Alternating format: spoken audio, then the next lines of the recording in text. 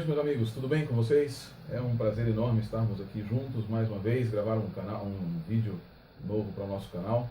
E como nós tínhamos prometido para o pessoal das comunidades judaico-adventistas e para todos que acompanham tanto o meu canal quanto o canal do Thiago Oliveira, do Thiago Santana. Thiago Oliveira é o Ricardo Oliveira, né? Do Thiago Santana. Nós vamos tratar de ter agora nesse próximo trimestre alguns comentários da lição da Escola Sabatina, do guia do Beit Midrash, como nós falamos na comunidade judaica também. Hoje é um prazer, hoje é um momento muito especial, um prazer maior, aumentado, porque hoje está aqui comigo, aqui em casa. Nós estamos aqui gravando juntos com o Thiago Santana.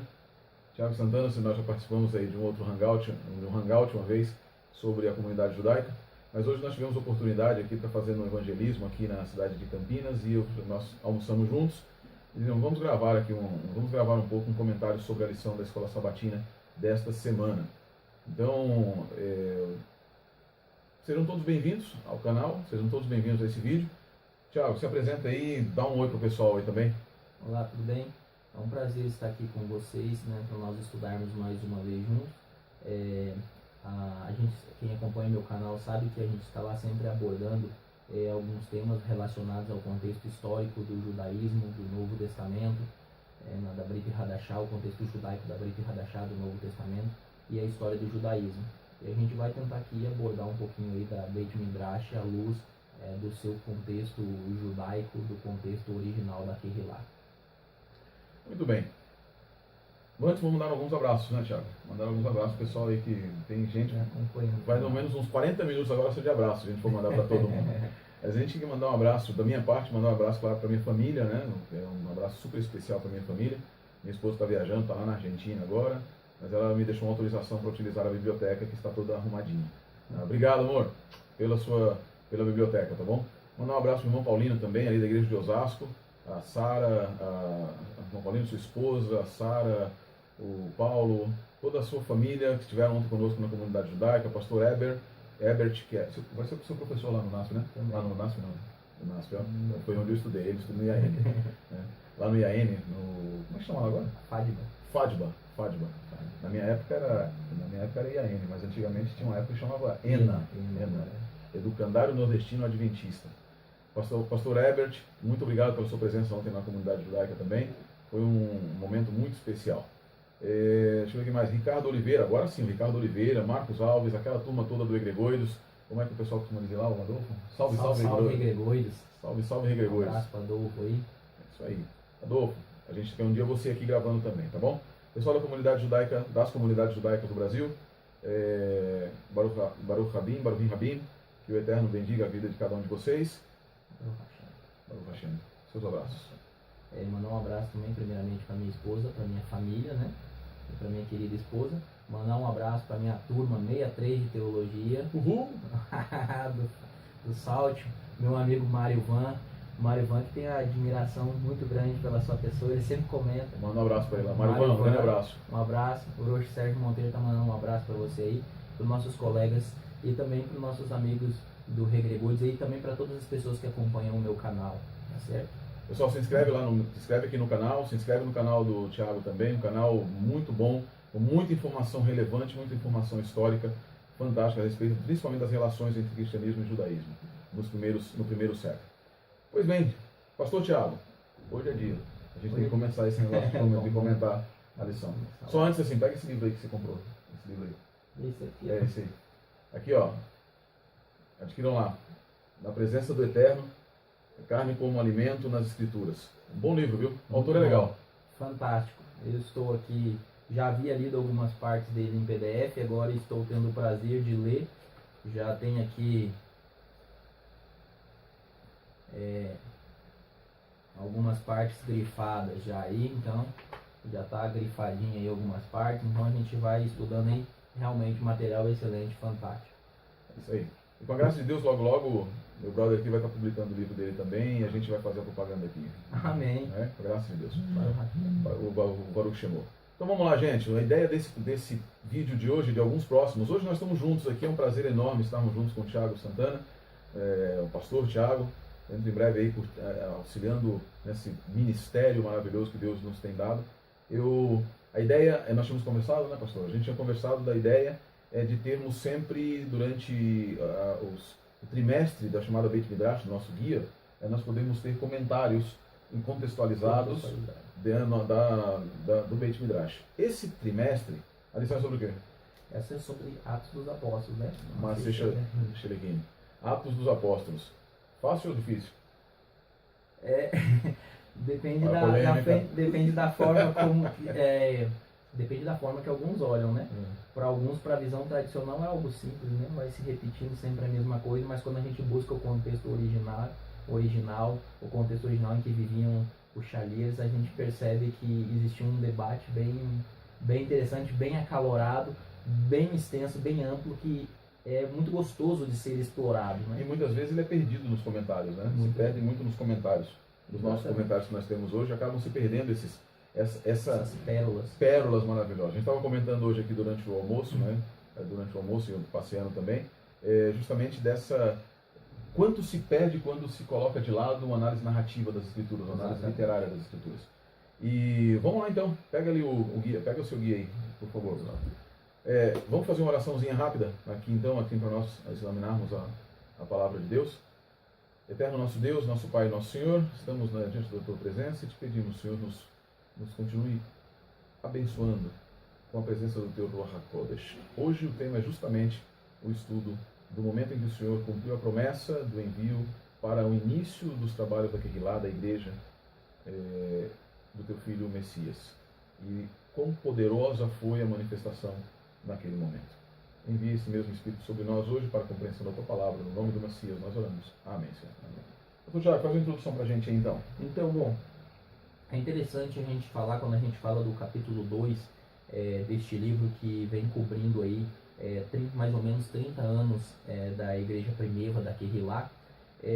No capítulo 2 ele vem falando de um momento singular e especial que sempre tem ênfase no mundo religioso, né, que é a descida do Ruach HaKodesh, do Santo Espírito, sobre os emissários de Yeshua, sobre aqueles que seguem Yeshua, daqueles que tinham uma missão de levar a mensagem de Yeshua para todas as nações. E é interessante porque geralmente o pessoal fala muito, enfatiza muito o Pentecostes, a festa de Shavuot, né, Hag Shavuot, mas se esquece que a festa de Shavuot é uma festa judaica. Eu acho interessante justamente isso, que na verdade pouca gente até sabe que é a festa de Shavuot. Pentecostes virou um chavão no mundo evangélico, no mundo do Espírito Santo, relacionado somente ao batismo com o Espírito Santo, esquecendo-se que existe um contexto judaico muito mais muito forte. Está intrinsecamente enraizado na Torá de Moshe Rabbeinu. Exatamente, enraizado na Torá, enraizado na experiência do Êxodo, né? Na experiência do Êxodo, na experiência da escravidão, na experiência da libertação e em alguns outros aspectos que a gente vai comentar aí também, a ideia da expectativa de Seferet HaOmer, né? De Seferet HaOmer. Essa é um contexto muito gostoso de se estudar, que te dá uma perspectiva diferente quando a gente analisa pelo aspecto tipológico judaico. E é bem verdade, a gente, acho que para começar, dá bem para contextualizar essa questão de quanto está ligado com o livro de Shemot, lá de Moshe Rabbeinu, a questão aqui da festa de Shavuot. É interessante nós enfatizarmos que nós temos a festa de Pessah acontecendo no capítulo 12, né? No 14º dia, né, do primeiro mês, no mês de Nissan, acontece, e eles agora estão caminhando rumo ao Monte Sinai, aonde lá em Êxodo 19 a gente vê que o Eterno se apresenta a eles, pede que eles passem pelo momento de purificação, estejam ali se purificando para que o Eterno desça sobre o Monte Sinai. Nós vamos ter aquela questão toda a teofania do Eterno no Monte Sinai, aonde eles vão receber então a Torá, né? Moshe Rabbeinu recebe a Torá. É interessante salientar aqui para a tradição judaica, principalmente para a tradição rabínica, Moshe ele estava recebendo tanto a Torá escrita quanto a Torá oral. Né? A Torá Ketiv e a Torá Shebal Peh. Isso mesmo. Ele estaria recebendo ali. E então, ele exatamente... Que acontece no dia 7 de Sivan, né? 7 de Sivan, né? Isso mesmo. E se nós contarmos, nós temos 50 dias ali, né? 50 dias. E o curioso é porque...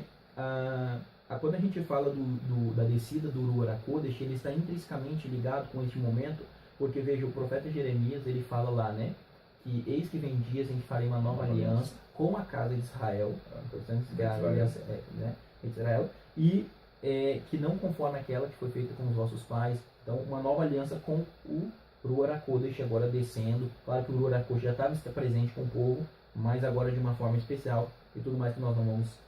Ou talvez você queira entrar nesse detalhe. Na verdade, eu acho interessante, eu acho muito interessante esse aspecto, por uma razão bem legal. Yeshua, quando ele estava na Terra, ele disse que o Espírito Santo, o Ruach HaKodesh, ele seria enviado para instruir. Isso. Para instruir. E é interessante, eu acho fantástico porque Torá em hebraico quer dizer exatamente ensino, instrução. Ela vem de um verbo, que é o verbo yará, que é utilizado nas línguas semíticas, nas línguas correlatas, e o verbo yará, a ideia é de apontar a mão, dizendo, aquele é o caminho, por ali que você deve andar por ele, que é o contexto de Jeremias, Ezequiel, várias profecias. E aí, a ideia do Ruach HaKodesh, que quando Yeshua diz que ele vem para instruir. Exatamente. Eu ia chegar nessa questão. Eu estou apressado. Não exatamente como você falou, mas eu quero passar a bola para você nesse sentido, só no sentido de dizer o que? O Rabi Shaul, ou o apóstolo Paulo, como alguns preferem, o Rabi Shaul, ele fala lá no livro de Corinto que Yeshua é o nosso Cordeiro Pascual. Exatamente. Ele chama Yeshua de nosso Cordeiro Pascual. E é interessante porque 50 dias após a morte de Yeshua, como cordeiro, vem e desce do Ruach HaKodesh, cumprindo a profecia do profeta Jeremias. Exatamente. Okay? Então, se a gente pegar a questão tipológica, se cumpre a perfeição. Se cumpre a perfeição. E outra coisa, o Ruach HaKodesh, ele não desceu para dar a liberdade que alguns imaginam que é a liberdade agora de estar isento da lei de Moshe. Muito pelo contrário, ele veio para nos capacitar a cumprir a lei de Moshe. E para certificar que aquela lei continua como sendo a base da nova aliança. Exatamente. E seria escrita em nossos corações. Ou seja, a questão da descida do Ruach HaKodesh é muito mais para penetrar no âmago do nosso ser a Torá, que antes de tudo é a Torá do Eterno, que ele confiou a Moshe Rabbeinu para ensinar ao povo de Israel. Seria como tirá-la das tábuas de pedra e colocá-la nas tábuas do coração, exatamente em Jeremias 31, Jeremias 31. Isso é fantástico porque agora ninguém poderia jamais, e ele mesmo diz isso, porque ninguém mais dirá não conhece a Deus, conhece a teu irmão, por quê? Porque você tem a Torá escrita no coração, a Torá está escrita no coração. Uma vez que ela está escrita no coração, pela presença do Ruach HaKodesh, quando ele escreve a Torá, ele escreve também Devarim 6.4, ele escreve Devarim 6.4, que ele cumpre Devarim 6.4, né? 6.4, 5 a 10, 6.4 a 10. Porque ela diz o quê? Shema Israel Adonai Eloheinu Adonai Echad, ouve Israel, o Eterno é nosso Deus, o Eterno é um, mas ele continua dizendo, amarás, pois, ao Senhor teu Deus de todo o teu coração. E é interessante porque ele diz para nós colocarmos a Torá, nós devemos ter na mão e na fronte, entre os olhos. Exato. E aí vem que o pessoal debate muito a questão do selo da besta no Apocalipse. Sem compreensão do contexto histórico. Exatamente. Né? Porque quando nós pegamos o contexto, a linguagem, eu gosto muito do comentário do Ducan, no comentário dele sobre Apocalipse, que ele diz que se nós não entendermos o hebraico, e não o pensamento judaico, é muito complexo de entender o Apocalipse. Porque João está nesse contexto, e Yohanan está nesse contexto. E Yohanan, quando ele fala da instrução na mão e na testa, ele está se referindo que a besta ela quer contrastar aquilo que o Eterno havia dado para o seu povo. Amém. Então a gente percebe que essa Torá que foi dada lá no capítulo 20, 19, que ele vai falar no capítulo 6, Devarim, entendeu? Que vem para a nova aliança, o Ruach HaKodesh, ele vem para de fato ajudar e fixá-la na mente e no coração. Exato. Né? E não para levar nós para o outro lado. O Ruach HaKodesh, ele veio para nos ajudar a cumprir o que Moshe prescreveu. E é interessante porque existem alguns aspectos bem legais aí, se a gente for lembrar do Pentecostes, de Hag Shavuot, como ela se cumpre. Se você lembrar lá, se nós lembrarmos de Shemot, do contexto da teofania, o que acontece em Shemot 19, Deus diz que ele aparece com fogo. Com fogo. E a tradição judaica, diz que, na verdade, a voz de Deus foi repartida, utilizando uma palavra que no hebraico moderno, né, o hebraico moderno que é a mesma palavra que é utilizada no hebraico, na tradução hebraica de Maaseh Shlichim, que foi feita pelo Delite, e também que é no hebraico moderno, que é a mesma palavra, Delite, né? E eles fizeram uma tradução e eles colocaram a mesma palavra que é utilizada lá para dividir. Uma palavra para dividir. E nós nos lembramos em Shemot, de Maaseh, em Atos, que quando o Espírito desce, ele desce como línguas de fogo, divididas. E aí todo esse contexto nos aponta para o evento do Sinai, Sinai. que é o evento de Matan Torá. Matan Torá é um evento, é o que marca de forma muito essencial a essência do povo judeu. Por que Matan Torá marca a essência do povo judeu? Como é que começa, a proclamação de Deus no Sinai, que a gente chama de revelação, né, no judaísmo? É interessante porque você diz ali em Êxodo 20, Êxodo 20, isso. Nós temos, deixa eu me lembrar de cor, né, porque ele fala, né,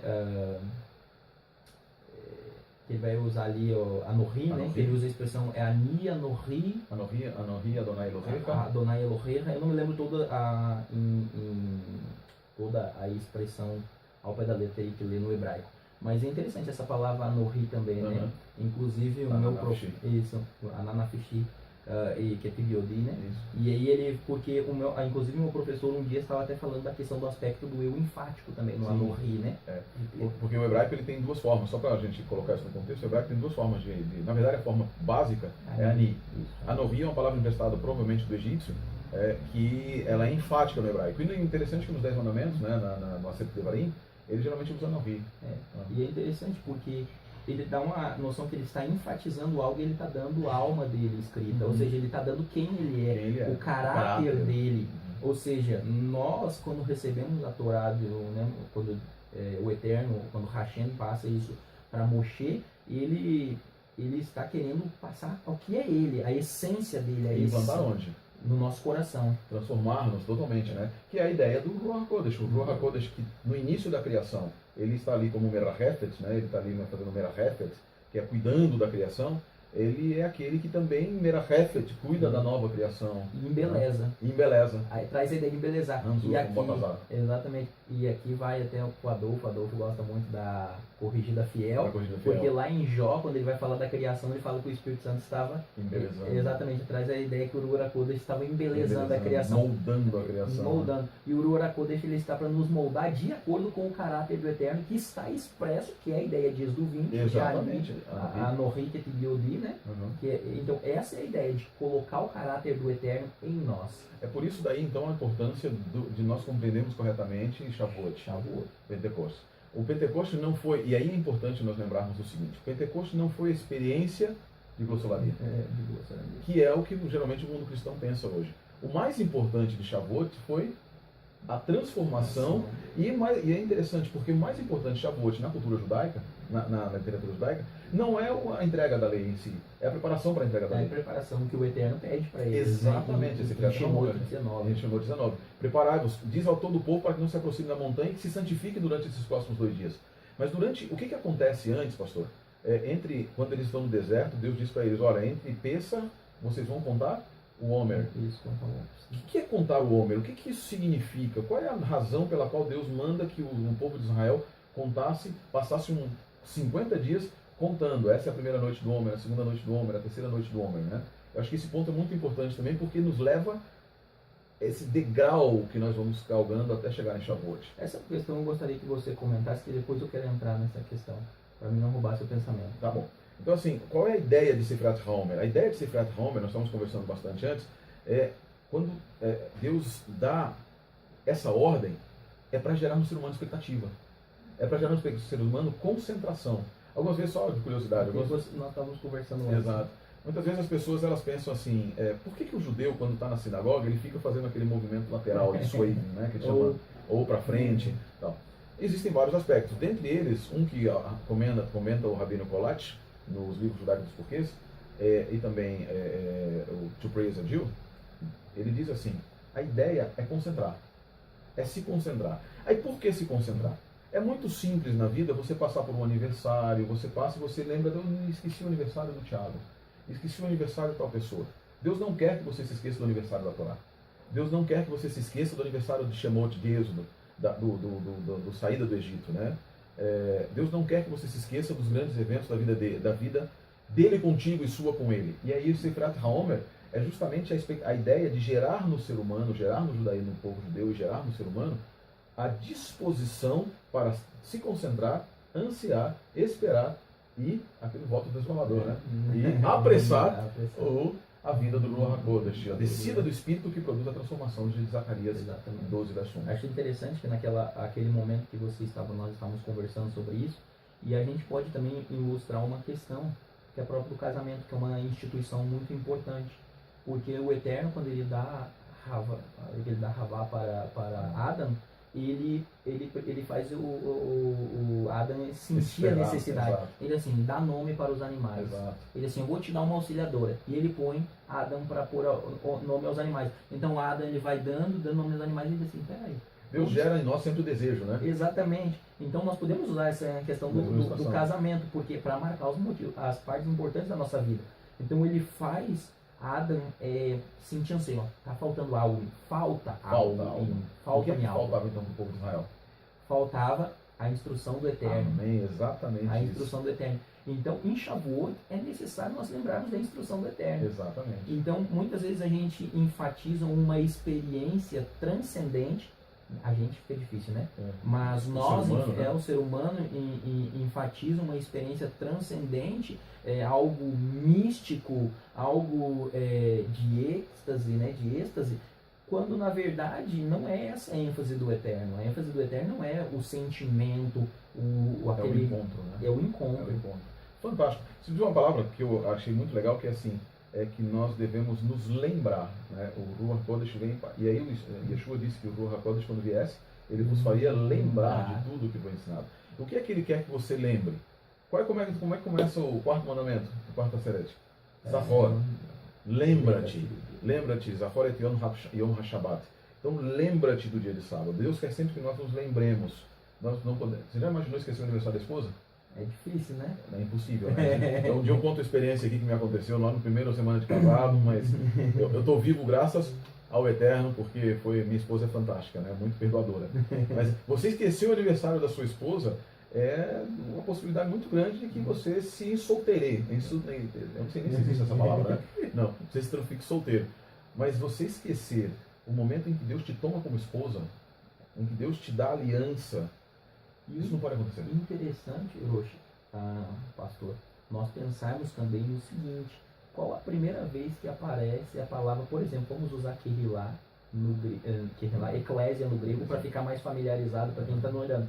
A palavra eclésia aparece na Brit Hadashah para a igreja. Isso. Em qual momento que aparece a primeira vez a palavra eclésia, vamos dizer assim, na Septuaginta, para o povo? No deserto. Quando eles estavam onde? No monte. Você tem o contexto ali, ele vai reúnam a assembleia e tal, e ele usa a tradução a assembleia. Inclusive Devarim, se não me engano, 10:9 ele usa, ou é 9:10, que ele usa. Então você vê que até mesmo a primeira vez que a igreja se reúne, ela está montada sobre a ideia do deserto. Exatamente. E quando a Kehilá tem agora, vamos dizer assim, agora o seu impulso agora pelo Ruach Kodesh para sair para a missão, porque Yeshua disse para ele, vocês não vão sair de Jerusalém até o Ruach Kodesh descer sobre vocês. Então é interessante, no deserto, a primeira vez que Moshe usa lá o Kahal, né? Que ele usa Kahal, que vai ser traduzido por Eclésia na Septuaginta, é quando eles recebem a Torá, é quando tem todo aquele momento. Eles se transformam numa igreja. Eles se transformam numa assembleia. Exatamente. Na assembleia. Até ali eles eram um povo nômade e tal. Ela se transforma no momento em que ela tem um líder, que é o Eterno. Exato. Que é o Ruach Kodesh. Exato. E aí você vai para a Brit Hadashah e exato no momento quando Yeshua diz, vocês são a igreja, né? Agora vocês vão sair para a missão. E Yeshua, ele pega, então ele diz para eles, vocês não vão sair enquanto vocês não desceram o Ruach Kodesh. Então, assim, a igreja de Atos, a Kehilá de Atos, de Masei Shalechim, ela está intrinsecamente ligada com o momento de Shavuot no deserto. Outro ponto interessante que eu estava pensando é a descida do Ruach HaKodesh, ela nos leva a um outro momento, porque levando isso em consideração que você disse, pastor, veja só, ela recebe o impulso para sair com a presença do Espírito que lhe dá autoridade para sair. A gente lembra de outro evento também que acontece no monte, que é quando os anciãos vão diante do Eterno e comem diante do Eterno. E qual que Deus disse que faria com Moshe? Para os 70 anciãos: tirarei de sobre ti o Espírito, tirarei porção do Espírito que está sobre ti, e colocarei o Espírito, Ruach, sobre os outros que também. Para quê? Que eles possam sair. Ou seja, é o estabelecimento da autoridade do Sinédrio, do Sanhedrin, é o estabelecimento da autoridade dos Ekanim, né, dos anciãos. E é interessante porque é exatamente o que acontece, porque o Espírito que Jesus, Yeshua, né, o Mashiach, ele sopra sobre os discípulos, sobre os Tamenim, os emissários, né? Quando ele sopra sobre eles, diz assim: com isso eu te dou poder. Eu falou, tirando o espírito dele, recebereis poder, o espírito que está sobre ele, para colocar sobre eles. É uma repetição do que aconteceu com Moshe e aqueles que deveriam ser os emissários de Moshe. Exatamente. E é interessante porque a gente percebe que na Brit Hadashah existe essa linguagem de Moshe e Yeshua, como Moshe sendo um tipo de Yeshua, né? Então, ele apontando para Yeshua. E a gente, até o Sermão do Monte, né, que Matetiarro registra que ele sobe ao monte, Moshe sobe ao monte. E tem toda aquela questão que o pessoal acha que ele está ensinando algo diferente, totalmente diferente do que a Torá ensinava, e na verdade não é aquilo. Aquilo é Torá, tá, gente? Aquilo é Torá. Aquilo é Torá. Torá plena, completa. Tá bom? Eu queria para nós termos terminando, para a gente no vídeo não ficar muito grande, que a gente se anima aqui, né, Rocha? A gente se anima aqui, a gente vai ficar até... A gente promete que vai ter mais, O que acontece naquele momento? O que significava... O que nós poderíamos dizer aqui sobre o significado da experiência de línguas? Até no comentário que a gente tem aí no comentário contextualizado, existem algumas ideias que a gente colocou lá sobre esse momento, né? Até a ideia das 70 nações, do Sinédrio, da obrigação de que todos eles deveriam saber pelo menos 70 idiomas. Exato, né? Que está no Talmud. Está no Talmud, exatamente. No Talmud. Inclusive, se não me falha a memória, no tratado, não vou me lembrar agora, mas quando ele fala lá, eles falam... É o Tratado de Sanhedrin, né? Que eles vão falar que a prerrogativa para fazer um membro é falar 70 línguas. Compreender 70 línguas. Compreender 70 línguas, né? Exatamente. Ele fala lá, e isso é algo interessante. E era algo que era pedido ao Sinédrio. E aí quando você vai para a reunião lá... Eles recebem dons de falar em línguas, né? Nas línguas que estavam ali representadas dentro do judaísmo. E aí é interessante porque você percebe que o Eterno está dando, através da presença do Espírito, diferente do que pensa a comunidade cristã em geral. Deus não está afastando a Kehilá primitiva do judaísmo do seu contexto, mas está inserindo no seu contexto primitivo. Ok, vocês precisam saber 70 idiomas, eu vou dar a vocês a capacidade de falar em todos os idiomas da Terra, se for necessário. Né? Expandindo de maneira universal aquilo que era local. E é interessante porque para existir uma sinagoga, para existir o Sinédrio, eles precisavam ter essa questão dos 70 idiomas. E aí você tem a Kehilá agora e você tem a questão dos idiomas, e você imagina que quem estava ali assistindo era só Yahudim. Então os Yahudim que estavam assistindo aquilo eram prosélitos e judeus e Yahudim que viviam, e prosélito, para quem não sabe, é um Yahudim também. Exato. É um Yahudim também. Não nasceu de mãe judia, mas fez o processo de techuvá e se tornou um Yahudim. Você fazia parte da comunidade, né? E é interessante porque todos eles conheciam esse contexto da sinagoga e eles vinham da diáspora. E para se estabelecer uma sinagoga na diáspora, tinha elementos que precisavam ser cumpridos para se estabelecer o Sinédrio. E aí tinha a questão dos 70. Exatamente. E quando eles escutam ali... Eles veem exatamente isso. Aí você vai se lembrar de Rabi Shaul mais à frente, dizendo assim, porque primeiro apareceu Yeshua aos 12, depois aos 70. Né? Depois aos 70. E então a 500 e por último apareceu a mim como o resto também. Né? Mas percebe que assim... Queridos, é importante nos lembrar, a experiência de glossolalia, na verdade, não foi uma experiência em si, mas foi mais um elemento de comprovação de que aquela Kehilá que se estabelecia naquele momento por ordem de Yeshua, ela era a continuidade da aliança que foi feita no Sinai, em Har Sinai, e que ela estava sendo agora universalizada conforme a promessa de Jeremias 31. Então, e aí vários elementos nos levam de volta, e vários elementos nos apontam para frente, nos apontam para a missão da Kehilá, e essa missão da Kehilá, Yeshua disse, vocês devem ficar até que venha o Espírito, até que venha o Ruach, vocês receberão poder. Só que ele disse o que para eles? Quando esse Espírito vier, vocês me serão testemunhas em Jerusalém, em Jerusalém, vocês me serão minhas testemunhas na Samaria, na Judéia, na Samaria e até os confins da terra. Para isso, eles deveriam poder também fazer uma coisa, que era falar em todas as outras línguas que fosse necessário. Eu acredito que assim, nós podemos terminar nos lembrando de que o que Deus promete, Ele cumpre. E Deus não é um Deus de confusão. Deus não é um Deus de confusão. E é interessante nós salientarmos que a Kehilá, dos emissários da Kehilá apostólica, ela começa com um selo do Eterno.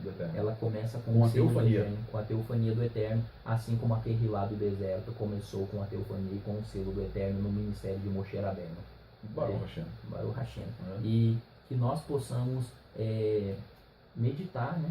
Que nós possamos ter o nosso Pentecostes pessoal. Amém. Para que o Ruach HaKodesh nos capacite a viver a Torá do Eterno. Que todos os dias nós nos lembremos de contar o Homer. E o que é o Homer não é simplesmente uma contagem simples. É o nosso estudo pessoal, nossa entrega diária, nossa transformação, permissão de que Deus nos transforme, para que no dia da transformação final, que é a descida do Espírito que deve vir sobre nós, é aquilo que a gente chama de chuva serôdia, nós devemos nos lembrar que ninguém há de receber a chuva serôdia se não houver recebido em sua vida constantemente a chuva temporã.